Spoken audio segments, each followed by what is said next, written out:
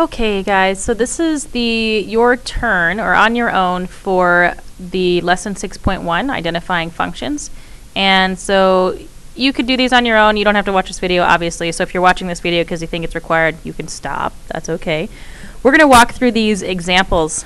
And if you need some extra help, you want to check your answers, this is the way to do it. You can always also check your answers in class on Monday or whichever day is next. So let's take a look at these mapping diagrams. Oh, pause for announcement.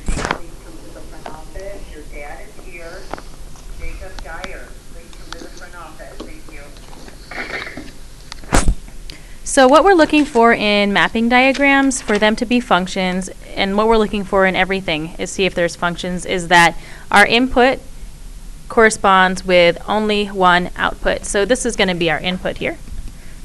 Going to be our output, our x and y maybe. And we want to make sure that each of these has only one output. So 7 has 1, 8 has one output, 9 has one output. They share an output, but that's fine because 8 has one and 9 has one. Remember the analogy I gave you?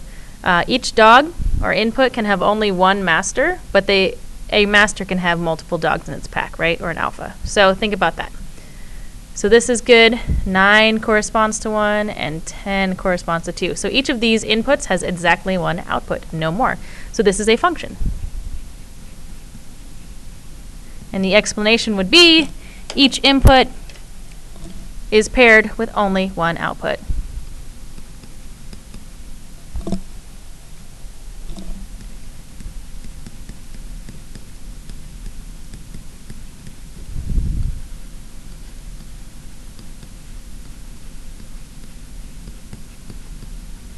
Just a little aside here, if you were to list them, they would all have only one output. So 7 and 3, 8 and 1, 9 and 1, 10 and 2. So you have no repeated x values here, so that means that it is a function. So that's another way to look at it.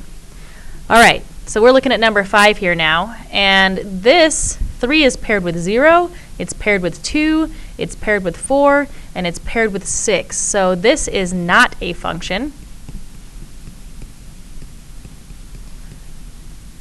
because the input is paired with 4 outputs. It's paired with multiple outputs, which means it is not a function.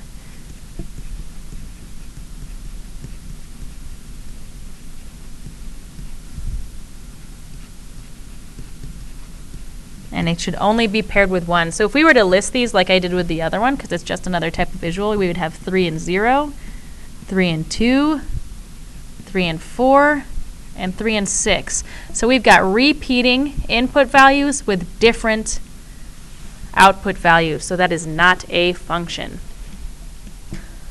Let's go ahead and check out number 7 and 8. We're checking at tables. So we're doing the same thing here. We're making sure each input has only one output. So checking out our table, 53.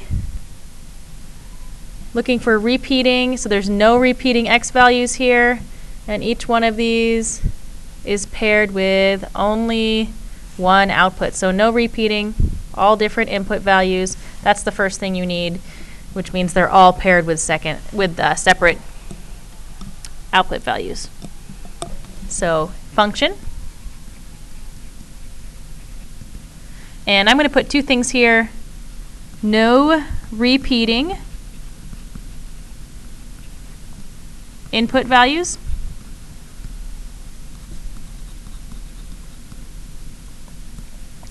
And each input is paired with only one output. Are you guys getting a pattern here?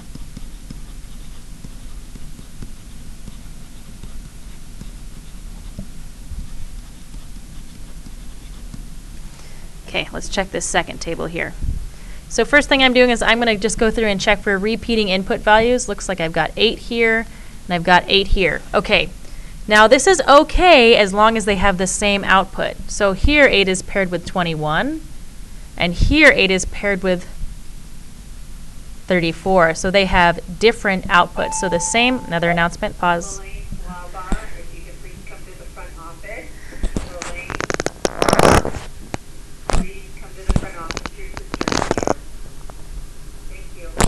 Okay, announcement is done there.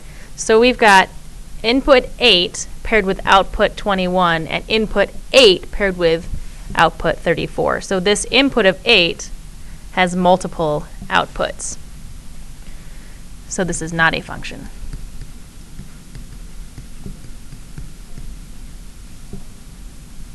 Because input 8,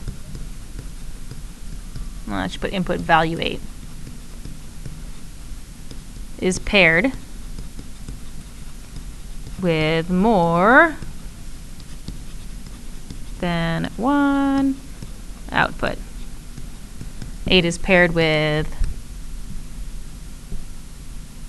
21, and 8 is paired with 34, so that is not a function. All right, so far so good. Let's check for graphs.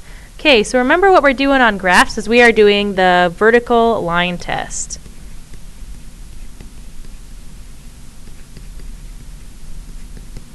And remember, vertical lines go up and down. So what we're going to do with this vertical line test is see that each of these, check to make sure each of these input values, each of these x values, has only one corresponding y value. So this one here is good. If I did a vertical line, it only crosses once there. This vertical line, however, 2 has a output value of 70 and an output value of 85. So this vertical line test here fails. It fails the vertical line test because this input has 2 outputs. And so we can stop there. You can see down here that it would fail again down here. But once we see it in one spot, we know that it's not a function. So not a function. Because 2 has an output value of 70 and of 85. So it's got multiple outputs. One input, 2 outputs, not a function. Let's check this one. All right, so this one is good here. If we do a vertical line, this one passes. We go right here though, and this one does not. So this fails the vertical line test also. So this is, again, not a function. It fails the vertical line test, and that would be your reasoning. It fails the vertical line test.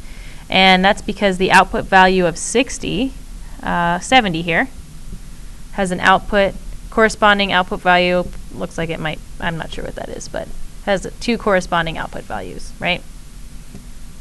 So that one fails. And then we're going to check our last ones out here, our ordered pairs. And so what we're looking, so these are 2 sets of ordered pairs here. We've got this set here and this set here. So we're going to look at both of them separately. So the first thing I'm doing is looking for repeating x values. So we've got a repeating x value here, 2 and 2. And then I'm looking to see if they have the same y value. In this case, these do not. 2 is paired with 70 and 2 is paired with 85, which means the input of 2 has multiple outputs, has an output of 70 and an output of 5. So this is not a function.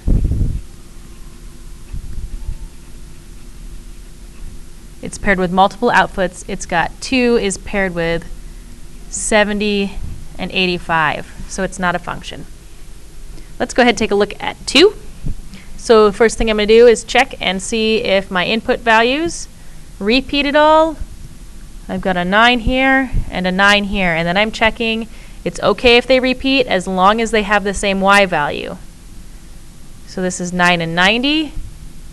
9 and 95. So they have different y values. So this is also not a function because 9 is paired with 90 and 95. Now just for a little tangent here, if this one instead had been paired 9 and 90 and then repeated again with 9 and 90, that would be okay because it has the same output, right? That would be okay. That would be a function. But example number 2 here, they have separate, different output values, so they are not a function. So bottom line for functions, Each input value must have only one corresponding y value. Okay, so those were the ones, your turn. Do those on your own. You didn't have to watch this video, but now you know, and now you have the solutions.